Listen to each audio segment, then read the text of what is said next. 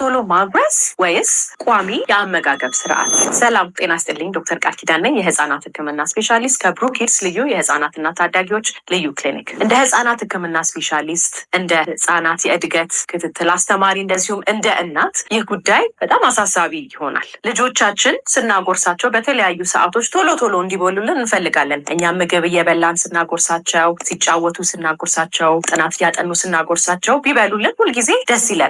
ነገር ግን ለህፃናት ጠቃሚ የሆነው አሁንም ቶሎ ቶሎ ማጉረስ ነው ወይም ደግሞ ራሳቸው እንዲበሉ መፍቀድ ነው ወይስ ቋሚ የአመጋገብ ስርዓት እንዲኖራቸው ማድረግ? በዛሬው ቪዲዮአችን ስለዚህ ጉዳይ እንመለከታለን። ህፃናት ቋሚ የምግብ ስርዓት ሲኖራቸው የወደፊት እድገታቸው ጤናማ እንዲሆን እንደዚሁም የሚኖራቸው ቁርኝነት ጤናማ እንዲሆን ይረዳል። ታዲያ ይህንን ለማድረግ ቋሚ የአመጋገብ ስርዓት ወይም ስትራክቸርድ ሚል ታይም ህፃናት እንዲኖራቸው ማድረግ ይኖርብናል። ታዲያ ከነዚህ ጠቀሜታዎች መካከል የተወሰኑትን እንመለከታለን በዛሬው ቪዲዮ። የመጀመሪያው ነገር ህፃናት ቋሚ ስርዓት እንዲኖራቸው ማበረታታት የሚኖርብን ሲሆን ይህም ከተወለዱ ጡት ማጥባት ከመጀመራቸው አንስቶ በየ2 እስከ 3 ሰዓቱ ጡት ማጥባት፣ ጡትም ሆነ ጡጦ ማጥባት፣ እንደዚሁም ደግሞ ከ6 ወር በኋላ ደግሞ ቋሚ 3 ምግቦች መመገብ፣ እንደዚሁም ደግሞ መክሰስ 2 ተጨማሪዎችን ማስለመድ በጣም ጠቀሜታ ያለው ሲሆን መሀል ላይ የምናደርገው ማጉረስ ልጆች መጥገብ ስሜት ሊኖራቸው ስለሚችል መቼ እንደራባቸውና መቼ እንደጠገቡ ሊረዱ አይችሉም ማለት ነው። ስለዚህ በተቻለን አቅም ልጆች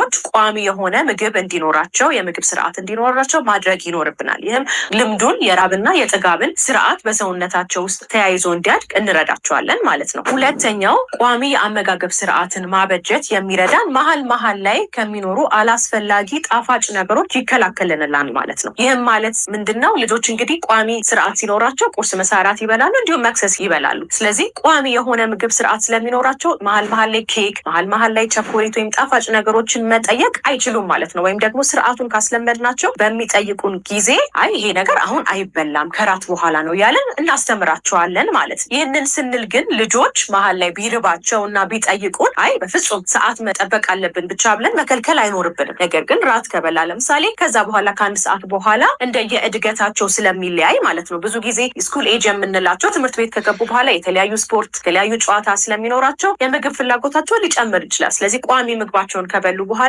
መጨመር ምንም ችግር የለውም ማለት ነው። ሶስተኛ በወላጅና በልጅ መካከል የሚኖረውን ሰጥ አገባ ይቀንስልናል ማለት ነው። ብዙ ጊዜ እንግዲህ የምግብ ሰዓት ሲደርስ ከልጆች ጋራ እና ወደዛ አትሂጂ እያለን ልጆችን እንግዲህ ወደ ምግብ አዘውትረን ስንታገል እንታያለን። ነገር ግን ቋሚ ስርዓት ካበጀንላቸው ለልጆቻችን ቁርስ፣ ምሳ፣ ራት ወንበሮቻቸው ላይ ቁጭ ብለው የሚመገቡ ሲሆን እንደዚሁም ደግሞ በስናክ በመክሰስ ሰዓታቸውም ያንን ስለሚለምዱት ብዙ ጊዜ እየጠሉት እየተጨነቁ አይመጡም። ስለዚህ ያንን በምናስለምድበት ጊዜ ሌሎች ነገሮችን እንደምናስለምዳቸው ሁሉ ለምግብ አክብሮት እንደዚሁም ጤናማ ፍቅርና ግንኙነት ይኖራቸዋል። አራተኛውና በጣም ጠቃሚው ነገር ራሳቸውን መግዛት ወይም ደግሞ ሰልፍ ሬጉሌሽን እንዲኖራቸውና መቆጣጠር እንዲችሉ ይረዳቸዋል ማለት ነው። ይህንን ስንል እንግዲህ ህፃናት በየሰዓቱ ምግብ በማመሰጣባት ጊዜ ወይም ደግሞ የተወሰነ ሰዓት ከ2 እስከ 3 ሰዓት ከ3 እስከ 4 ሰዓት እንደየእድሜ ክልላቸው ይለያያል። በምናደርግበት ጊዜ መቼ እንደሚርባቸው መቼ እንደሚጠግቡ ይህንን ሰውነታቸው ተፈጥሯዊ የሆነ ልምድ ስለሆነ ይህንን በሚለምዱበት ጊዜ ያለምንም ችግር ተረጋግተው ራሳቸውን ተቆጣጥረው ያ ሰዓት ሲደርስ የቁርስ፣ የምሳ፣ እራት እንዲሁም የመክሰስ ሰዓታቸውን ይፈጽማሉ ማለት ነው። ይህ ሌሎች ነገሮችን እንደምናስተምራቸው ሁሉ ራሳቸውን መቆጣጠርና መግዛት እንዲችሉ የምናስተምርበት አንደኛው ጠቃሚና ወሳኝ መንገድ ነው ማለት ነው። አምስተኛው የተለያዩ አይነት የምግብ አማራጮችን እንዲለምዱ ያደርጋል። ይህንንም ስንል እንግዲህ ህፃናት በሚጫወቱበት ጊዜ ወይም ደግሞ ሲወጡ ሲገቡ ብዙ ጊዜ የሚያዘውትሩት እንግዲህ ኦርጋኒክ የምንላቸው የምግብ አይነቶች ሳይሆኑ ብዙ ጊዜ የታሸጉ ምግቦች እንደ ብስኩት ሊሆን ይችላል። አንዳንድ ጊዜ የተለያዩ ምግቦች ሊሆኑ ይችላሉ። እነዚህ ነው ብዙ ጊዜ የሚያዘውትሩት፣ ምክንያቱም ያው እየወጡና እየገቡ እነዚህን ስለሆነ የሚለምዱት። ስለዚህ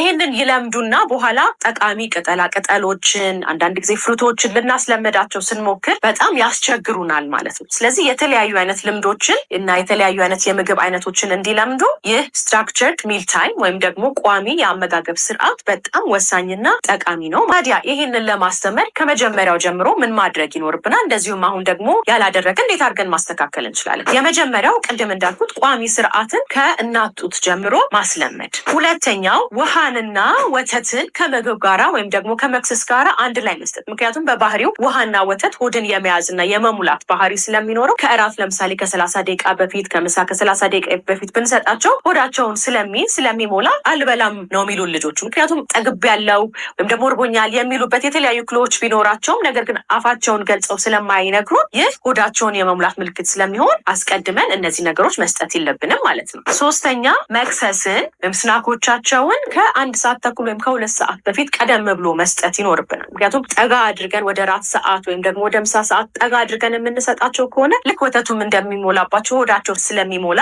ምግብን አልበላም ቋሚ ምግቦቻቸውን ወይም ደግሞ በቀን ውስጥ አስፈላጊ የሆነውን ካሎሪያቸውን ስለማያገኙ ወደፊት እንግዲህ የካሎሪ እጥረት ካሎሪ ዲፊሲት ሊኖራቸው ይችላል። ደግሞ አደግ እያሉ ሲመጡ ደግሞ የተለያዩ አይነት ችግሮችን ልናይ እንችላለን ማለት ነው። አራተኛው እንግዲህ ቋሚና አስደሳች የሆኑ ምግቦችን ማቅረብ። ያህም ስናቀርብላቸው እንግዲህ መልካም የሆኑ ቆንጆ የሆኑ የምግብ አይነቶችን አንድ ላይ ኮምባይን በማድረግ ደስ ብሏቸው እንዲለምዱ ምግብን የተለያዩ አይነት ቆንጆ የሆኑ ምግቦችን በማቅረብ ይህንን ስርዓት ማለማመድ ይኖርብናል ማለት ነው። እንግዲህ ከዚህ ቪዲዮ መልካም ጠቃሚ ነገር እንዳገኛችሁ አልጠራጠርም። እንደ ወላጅ ደግሞ ይህ ብዙዎቻችንን የሚያሳስበን ጉዳይ ስለሆነ ሀሳብ አስተያየታችሁን፣ ጥያቄዎቻችሁን ከስር ባለው የአስተያየት መስጫ ላይ እንድታስቀምጡልን እላለሁኝ። ዶክተር ቃል ኪዳን ነበርኩኝ። ሰላም።